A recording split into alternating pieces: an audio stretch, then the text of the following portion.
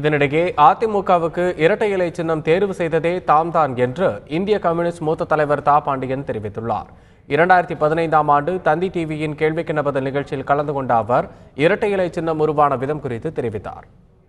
இன்னும் சொல்ல போனால் அப்பொழுது அண்ணா திராவிட முன்னேற்ற கழகத்திற்கு தேர்தல் சின்னம் இல்லை. எனது அப்பொழுதுதான் அரசியல் கட்சி என்று தொடங்குகிறார்கள், பதிவு செய்கிறார்கள்.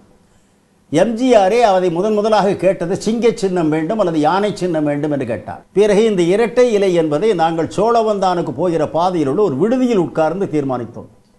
அவ்வாறு தீர்மானித்ததை எடுத்து நான் பார்த்த சிங்க சின்னம் போட முடியாது, அதாவது ஃபார்வர்ட் பிளாக் கட்சிக்கு ஒதுக்கப்பட்டது. யானை சின்னம் ஒதுக்க முடியாது, அது பாண்டிச்சேரியில் வேறு ஒருவர் பெற்றிருக்கிறார். எனவே அது இல்லாத பொது சின்னங்களிலே எடுத்தோம். அதிலே வரையக்கூடியது மிக எளிதானது இரட்டை இலை. பேசியவன் நான்.